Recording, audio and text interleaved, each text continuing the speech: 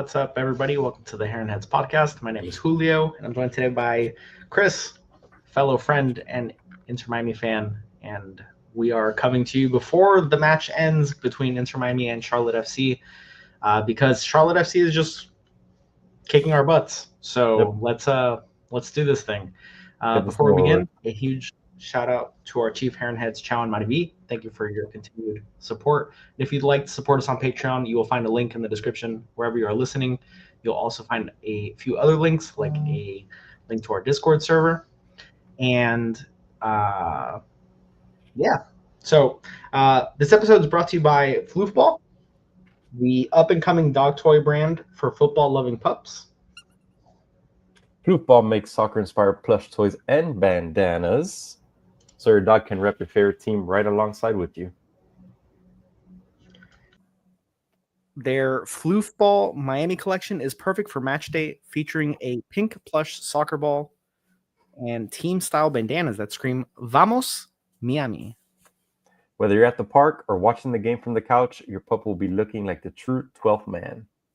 Grab your pup the soccer kit they deserve at floofball.com. That's FLOOFBALL.com, and receive 10% off your first purchase with code HeronHeads at checkout. So head over to floofball.com, use code HeronHeads, get 10% off your first purchase.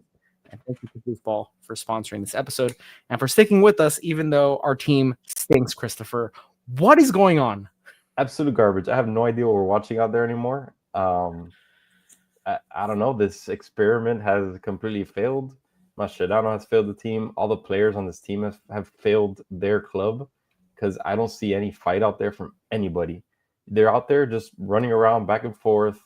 Everyone's sliding all over the place. Horrible tackles, horrible yellow cards. We saw Toto get kicked out because of his second yellow card. We saw the pen from now Busi at the end. I mean, I have no idea. On that pen of Busi at the end, DePaul just let Zaha go right by him. He just watched him. It's like, dude, what are you doing out there? You're supposed to be our enforcer and just letting people run right by you. But that was at the end of the match. Just everything before that was just disgusting to watch, man. Again, it goes back to what I've been saying multiple times this season. There's no identity in this team. I can't say that we do something well. There's nothing that I can say, oh yeah, our team, our strong suit is this. There's nothing. Everything is try to get Messi the ball. When they're blanketing Messi all night and Messi has a horrible night like he did today or he did in the Leagues Cup final, there's nothing. This team is just quiet, silent. Yeah, and credit to Charlotte in the second half.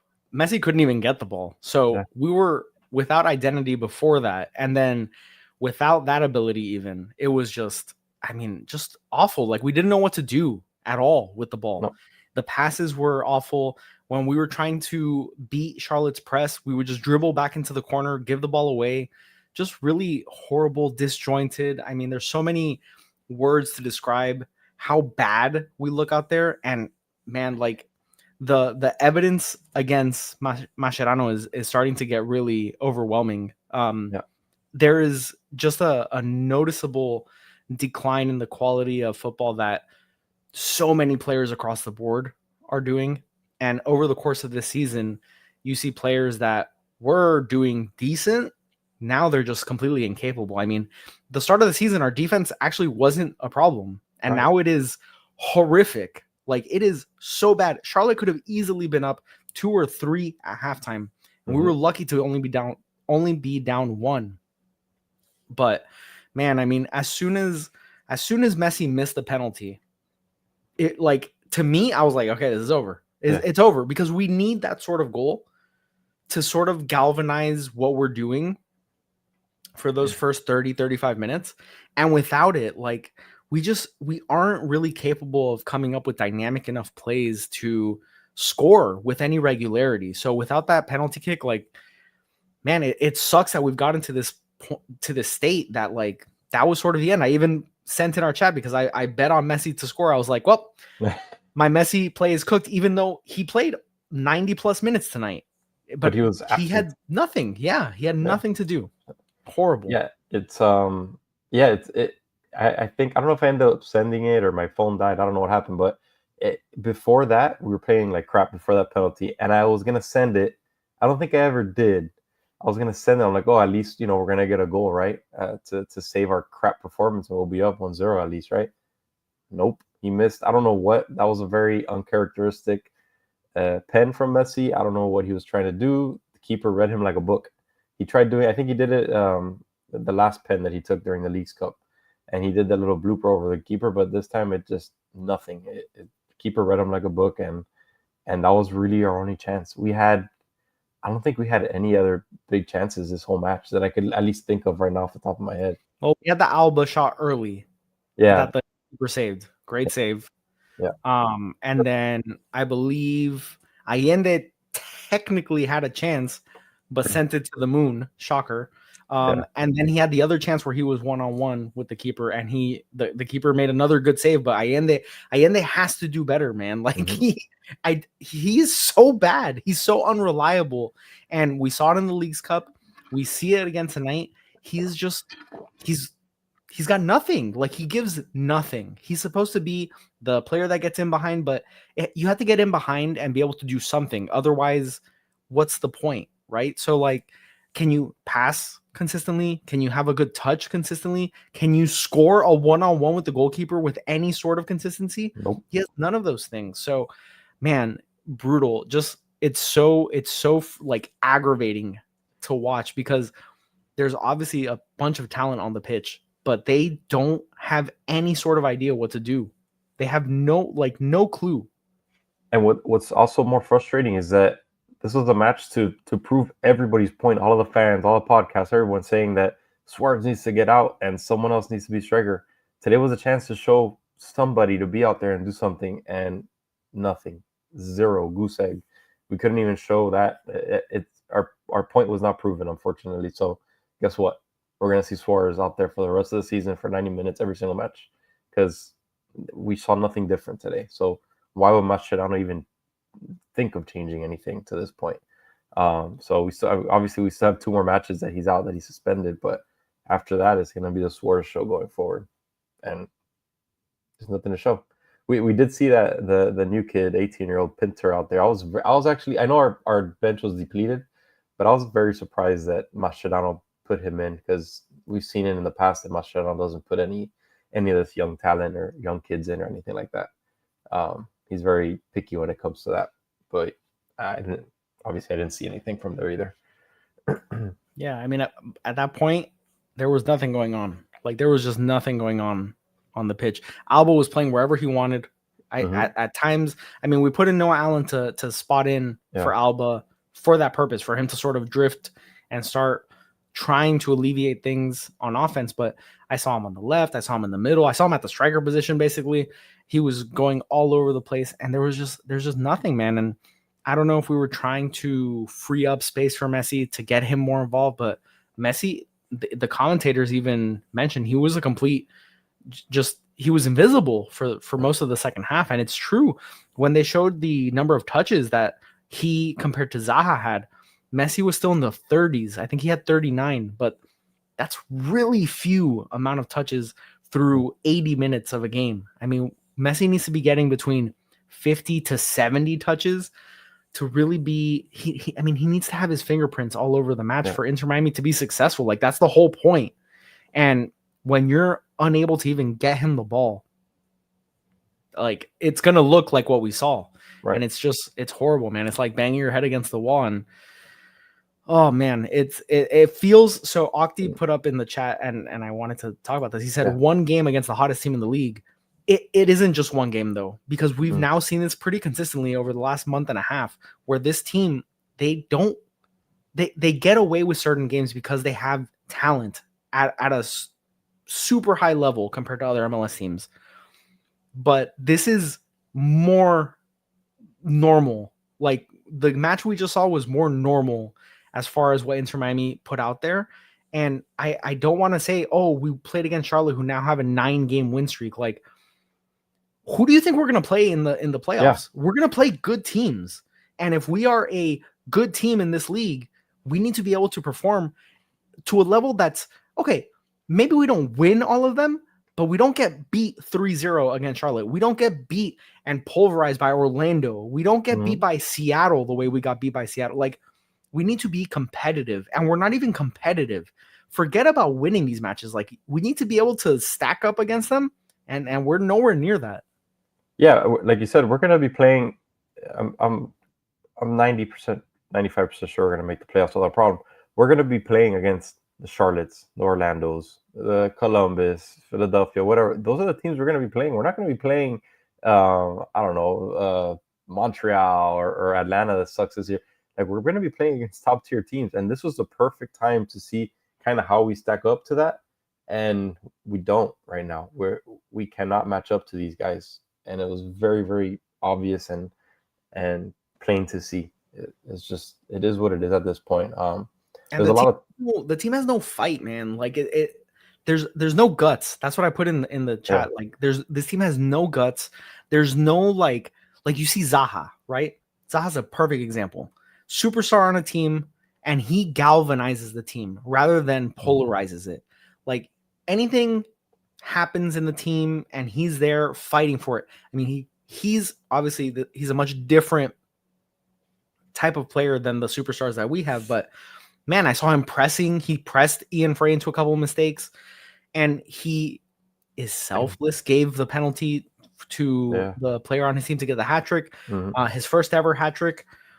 Like, he is taking it upon himself to be the leader in that locker room, and it just feels like there's no one, at least vocally, that's a leader in this team that's like, all right, guys, I got you. Like, Messi obviously does it with his actions, right? Yeah. And he can certainly change the tenor of any match.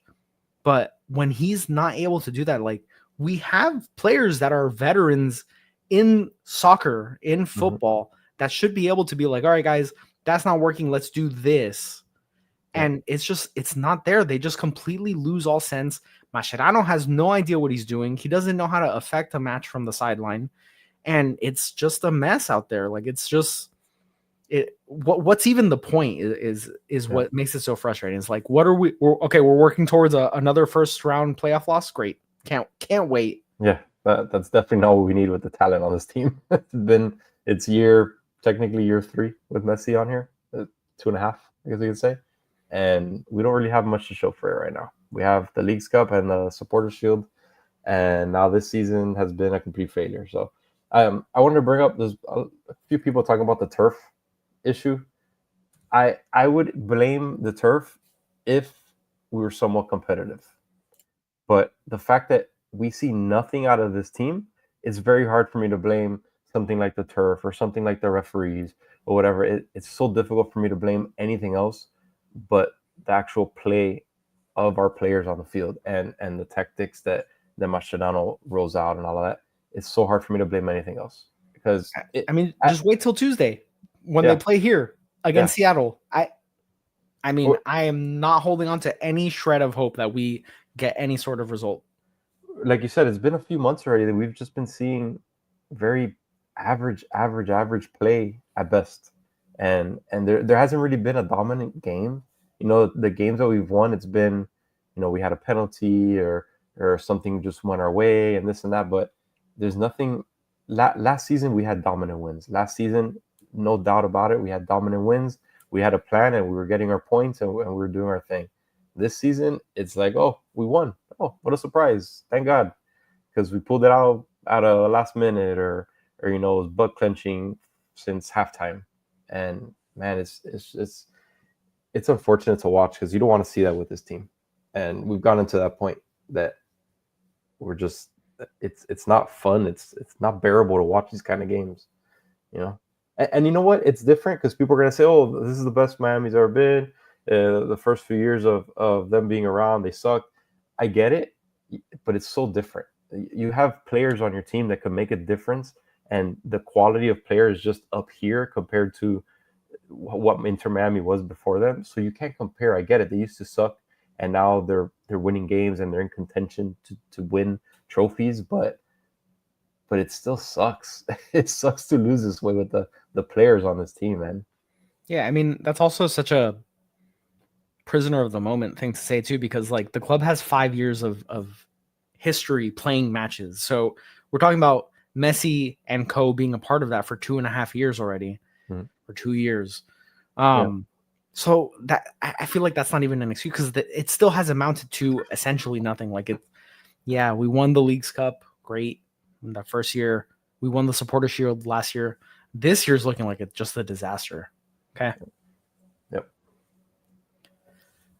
Do we even do do we even do most and least of the match? It's just going to be who's the best of the worst.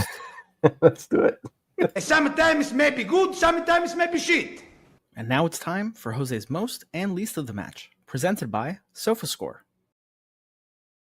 All right. Well, it's just the two of us, so I haven't looked yet. Let's give both nominees. Let's just say who was the best, who was the worst, and then I'll go in and I'll just rattle off all of them. All right. Well, I'll go with the obvious worst is Toto. He got 2 yellow cards, red card out of the match, and we got 3 goals scored on us. 1 was a pen. I understand that, but I'll go with Toto as the worst. And then, sheesh, best of the match. I don't even know. It's brutal out there. There is no best of the match. What do you choose for this? I'm gonna go with Segovia. I know he got subbed out, but I'll go with That's Segovia. his saving grace. He got subbed out early, so he couldn't accumulate negative stats. I'm going to go with Bright. I thought this was maybe one of his worst matches at Inter Miami. He looked lost out there, man. He was giving the ball away. He had that one pass that was just, he thought Alba was behind him, but Alba was off the other way, and he just passed it straight out of bounds. He lost possession a lot. He was really getting bullied in the midfield, and it's as bad a match I've seen for Yannick Bright. So he's my nominee for least of the match. Although I really like yours of Toto because of the red card and all. Yeah. Best of the match. I'm going to go with Alba, actually. I think he probably accumulated stats the way Suarez usually does for purposes of SofaScore. So let's see what the stats were here. So least of the match. Oh, wow. I got both of them. Nice. I swear I didn't look at these. So Yannick Bright was a 6.1. Again, I think it's the worst match he's played in an Inter Miami kit. Allende was a 6.2. You know, the game is usually least of the match without Allende.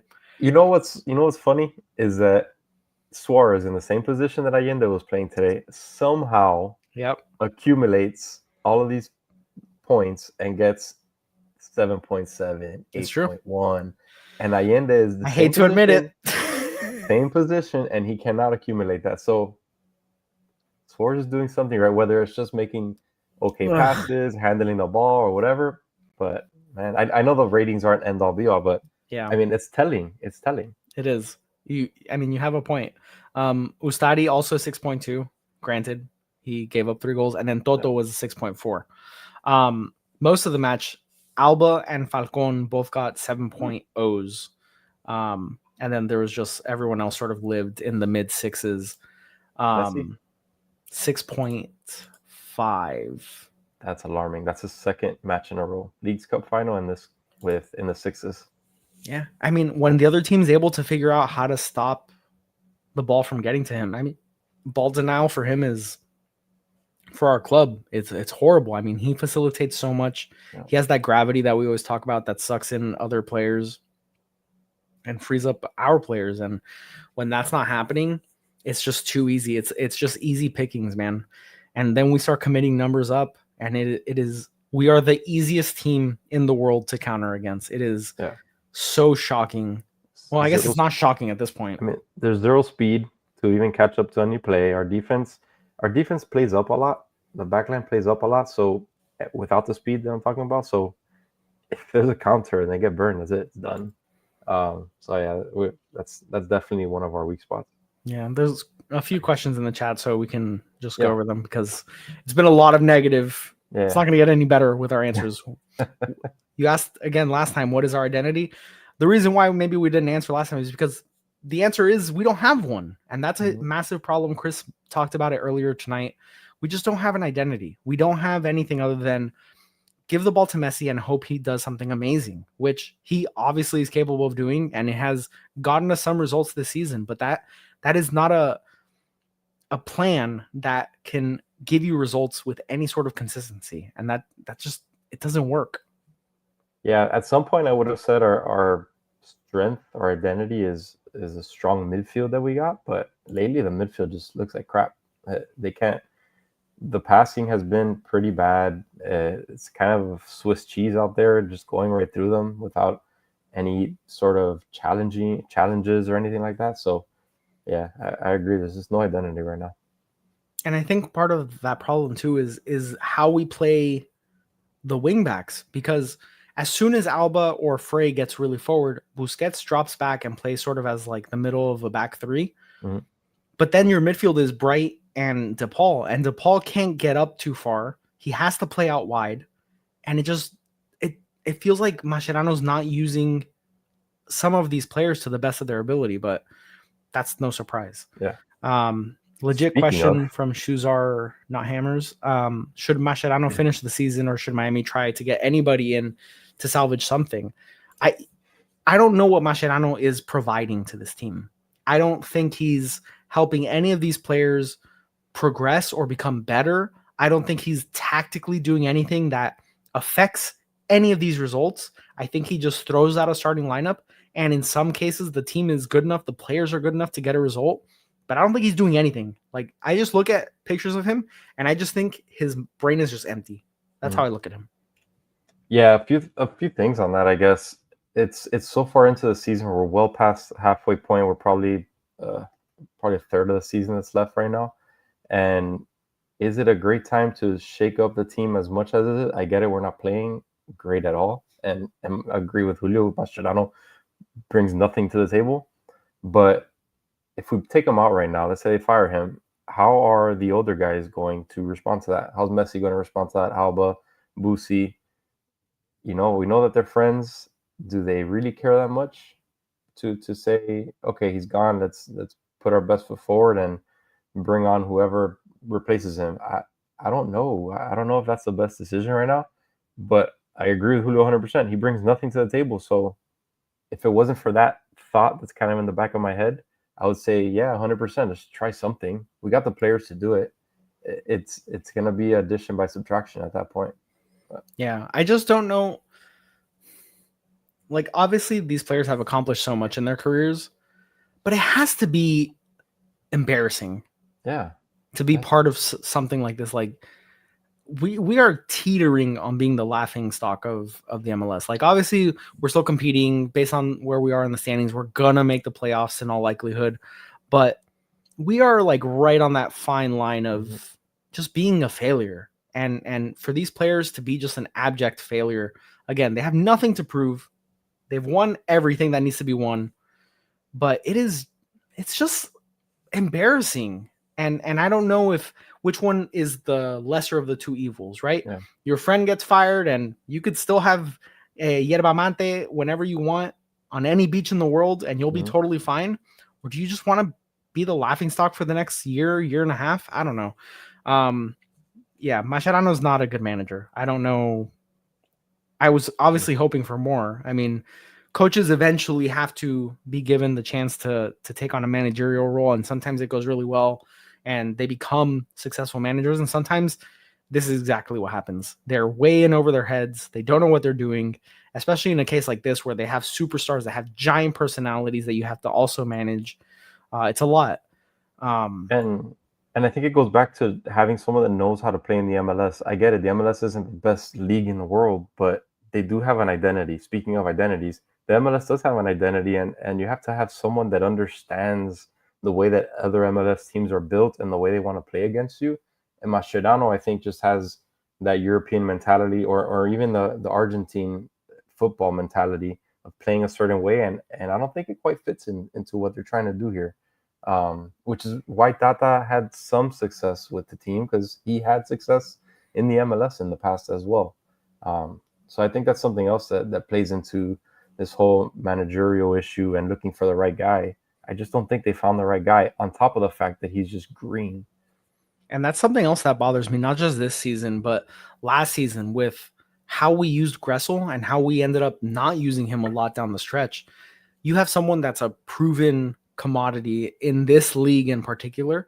I feel like you need to use that to your benefit. And we see it this season with Fafa. Obviously, I know he got injured during the international break. So he was unavailable tonight, but you have these players, and he has played very sparingly this season. You have these players that have MLS experience, MLS talent, and you don't use that. Yes, you have this super team. You have a lot of talent, a lot of big names, but it's not giving you the results. So every league is different. The style of play in every league is different.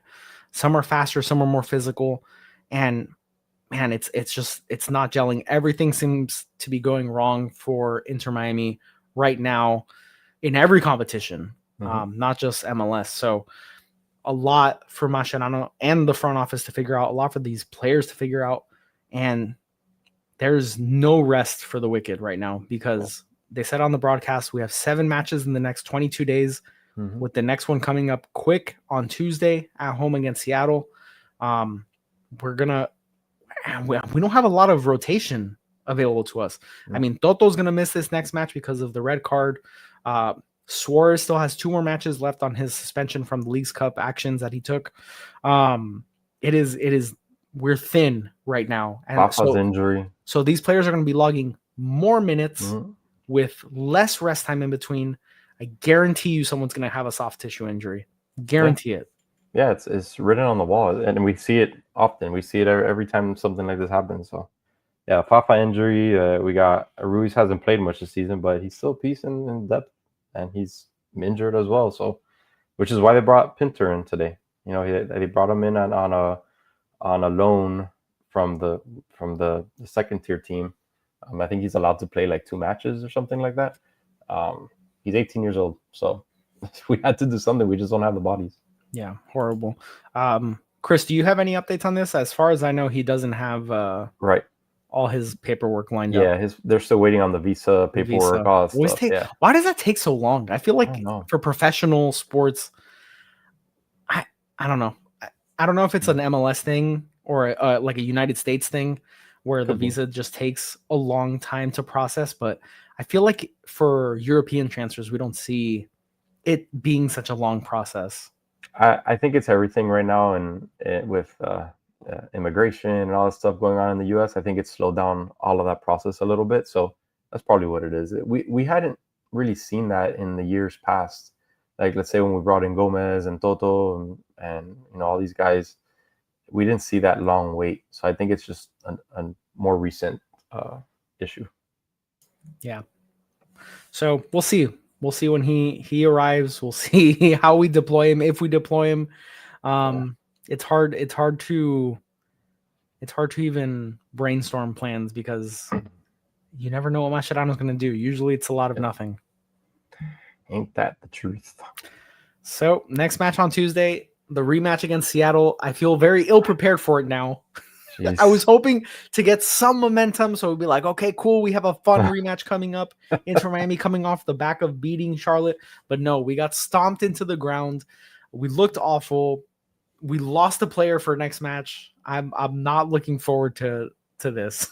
Yeah, it's not going to be pretty again. Seattle obviously is still full speed ahead. They're trying to win their conference and all of that, so they want to prove that what they did to us in the final was not a fluke, and they want to do it again.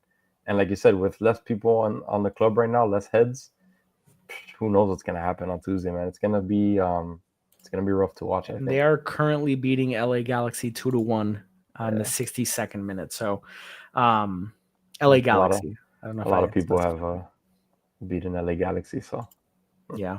I bet you if we played LA Galaxy, it would probably be like a very tight match.